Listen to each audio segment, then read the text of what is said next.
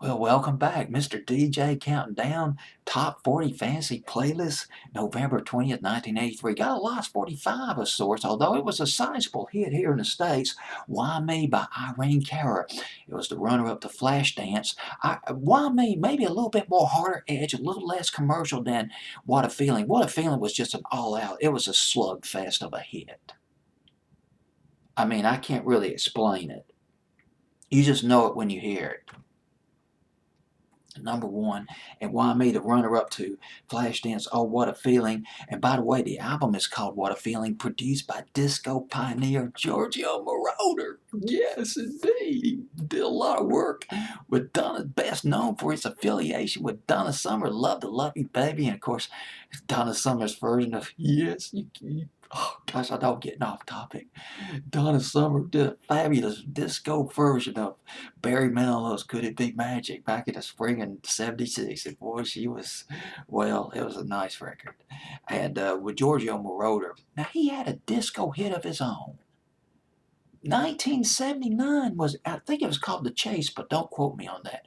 But when I think of Giorgio Moroder, producer, disco producer, I always go back to the spring of 1972 when he had that hit, Son of My Father.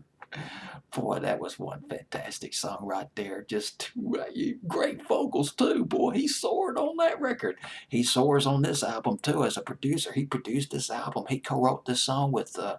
He co-wrote Why Me.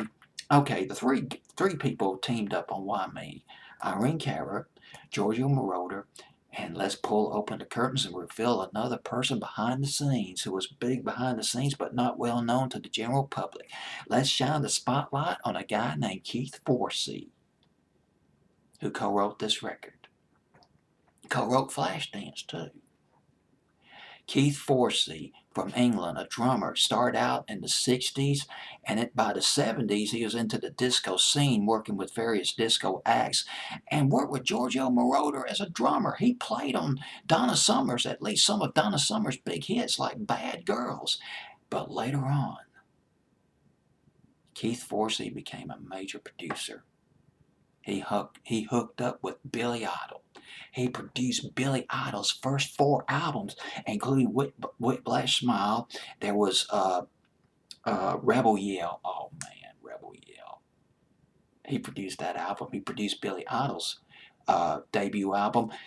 Billy Idol is a solo artist. He was in the punk band Generation X, and I think Keith Forsey actually worked with Billy Idol as far back as the late '70s when Billy Idol was fronting the group Generation X, and they had a couple of top 40s in England in the late '70s. But let's go to the '80s. He produced Billy Idol's debut album, and Hot in the City, his first American hit in the summer of '82. Hot in the City, White Wedding, Rebel Yell, Eyes Without a Face, and remember Rock the Cradle of Love back in 1990, produced by Keith Forsey. You see, here's the deal. Keith Forsey did not limit himself to disco. And I might be mispronouncing his last name. It's Forsey. Working with Billy Idol and working with his sideman, blazing guitarist Steve Stevens, Keith Forsey wanted to forge a link between technopop and those blazing, hard-edged guitar riffs of Steve Stevens. In other words, hooking up, electrifying, hooking up technopop with heavy metal thunder. And boy, he does it effectively. Check out Rebel Yell, the video, when you got the dance, you got the techno pop, but then Steve Stevens in the video, he is shredding that guitar, shredding those riffs, and you hear that marriage. Here it comes, a shotgun marriage, classic shotgun marriage between between heavy metal and techno pop. We're talking about Billy Idol instead of Irene Cara, but Keith Forsey, one of the writers of this record, Why Me. Now Keith Forsey, he was getting known behind the scenes writing for soundtracks. Keith Forsey wrote Don't You Forget About Me. He intended that song for Billy Idol. He wrote it for Billy Idol.